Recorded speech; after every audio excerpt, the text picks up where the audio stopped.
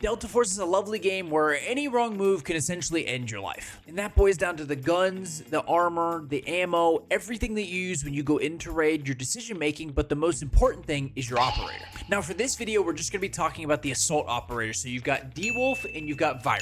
Now, which one's better to play? Well, that's what you're going to learn in this video. So let's break down the differences between the two and see which one is honestly better for you.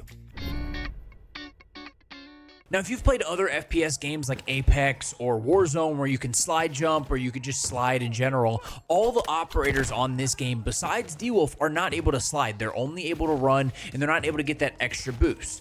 Now, when you run and slide, you do lose a little bit more stamina, but you get more momentum off your jump, so you can either get to positions quicker, you can get to the loot before your randoms get there. You can do many different things with it, but it all comes down to your playstyle. So if you're coming from a different game and you're not used to extraction shooters like Delta Force, or if you haven't played things like Tarkov in the past, this character might be a really good bridging gap for you because he's got a little bit of everything, and you can be aggressive, you can play defensive, you can play a lot of different things with just this character. Now, his slide move is his passive. Now, besides his passive, he also has 3 other abilities that go really well with him. Now, the first of D-Wolf's abilities is his smoke grenades. You get 2 of them that replenish, and you can use them offensively, defensively, against AI, which is probably one of my more favorite things to do. Now, they do take a good bit, 40 plus seconds in order to regenerate, but the magnitude of things that you could do with them is a large amount, such as throw them on the floor, obviously to defend yourself and hide from the enemy, and they won't be able to see you. Or 2, you can throw them at the enemy, blocking their line of sight, allowing you to either rotate, get up closer, just blocking off lines of sight so that you could push up and advance in the fight. Or thirdly, because D-Wolf doesn't have something that can insta-kill an AI, you can smoke in front of the AI and go up and knife it so you don't waste your ammo. Now, his second ability is called the Triple Blaster.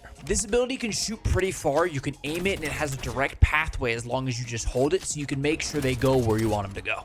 So if you know someone's stuck in a corner, or if there's a down guy, you can shoot it at them, making them a lot weaker because they almost just explode on impact. It's very difficult to get away unless you are pretty quick. Now, they won't full kill a down person, but they will put them almost to the edge, so they have to either get the res right away or that person's going to be dead. Now, as you learn this character, you learn to use the character's ability a lot better, obviously. Like, instead of shooting them all in one place, you can move your mouse at the same time so that it shoots more of like a spray instead of all into one area. Now, this could be used in many different ways. You can come up with a lot of creative things yourself, but if you have a down person and you know that they're down and you can hear a res, wait for them to pop the res, and then you can shoot it there, making the down guy weak. He has to either get the res right then and there, and then the other guy could even get killed by it or be weak enough for you to go in and finish the fight. Now, his final ability is the Exoskeleton, which is his ultimate ability. Now, like with most operators, there's a lot of different things that you can do with this that's very creative, such as using it to flank around while your teammates hold a position. You can use it to get out of fights mixed with the smokes, allowing you to really get away and get a different angle or maybe help your team in a better way. Or you can use it to play really aggressive. Say there's one guy left, you know you can swing a corner, you can slide jump into the corner, going super fast, extremely hard to track, and then you'll be able to kill the guy because you have peeker's advantage and this exo boost that's making you fly through the air. Now, not only is it really good just for running fast, but you also get some other perks with it as well. If you kill anything in the overdrive mode, it'll add your timer up more and more and more the more that you kill. So if you time the AIs that you're killing, maybe on your route to something, you can make that last the whole way there as long as you do it properly. Now, if you get a knock on a player or you kill an AI, those things can also heal you in a fight. So if you don't have heals, or if you're in a fight and you get a knock with it, it's a way of self-regenerative healing that then will give you enough to maybe go out and win the rest of the fight. Now, as you can see with probably all of that, you can really tell that this character is a defensive, offensive, you can play passive, you can do a lot with this character. Honestly, in my opinion, whenever I run solo, this is the character that I use because he has a lot of different attributes that make him a very well-rounded character. Now, on to Vyron. Now, this character is probably one of the more aggressive characters in the game, so if that's your playstyle, is to get up in their face, this one is a terrific character for you. Now, his passive is something called a dynamic auxiliary system. It looks like a jetpack, and essentially if you use a gadget or if you fall from a height, it'll give you a slowing mechanism so that when you hit the floor, you won't break your ankles, while also giving you a little boost of stamina on the way out. Now, along with his dynamic auxiliary system, he has a thing called dynamic propulsion, which is a jetpack that's still on the back of him that allows him to move really quickly with a dash. So any way that you're holding in WASD, he will dash in that direction, giving you a very quick entry either into a fight or a very quick exit out of a fight. Now, it'll give you a little stand boost that you can run a little bit quicker afterwards, which lasts for probably around 3 to 5 seconds, giving you a little bit of a boost to maybe either get out of a fight or get into one even quicker. Now, along with being aggressive, his magnetic bombs are allowing you to play aggressively or defensively. Now, it's kind of like a C4, and he has 2 of them that he can throw, and it'll stick to any object, including people, walls, ceilings, that kind of thing, and they will explode after the timer's up. So if you're asking, yes, you could stick them to your friend, allow them to run into a room and blow up the enemy team. Please try it and link me the clip.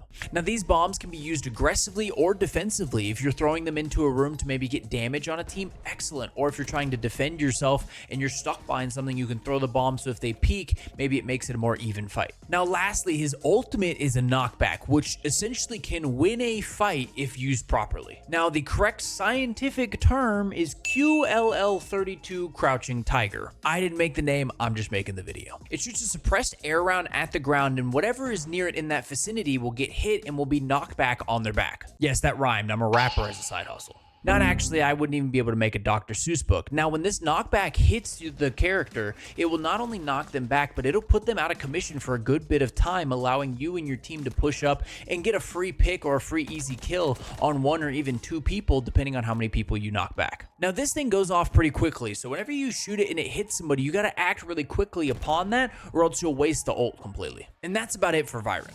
Now, these are just the 2 assault operators, so if you guys want to see another video like this for other ones, let me know in the comments below. But so between the 2, I feel like personally D-Wolf is the better overall well-rounded character, but if you're playing in a more aggressive squad or playing as a more aggressive player, Vyron is a very good character that'll allow you to capitalize on a lot of mistakes that the enemies make. Now that you know everything about these 2 characters and their abilities, which one is your favorite? Are you more a D-Wolf style, or are you more a Vyron aggressive style? Now, if you guys enjoyed the video, got a little information out of it, maybe a little chuckle here in there, make sure to click the like. I greatly appreciate it, and subscribe if you guys want to see my other Delta Force videos that are more raids or short forms or anything like that. I'd greatly appreciate it. And comment, let me know which one of these characters are you going to be rocking, or maybe you run someone else. Let me know who it is in the comments below. I appreciate y'all. Have a great evening, nights, afternoon, wherever you may be.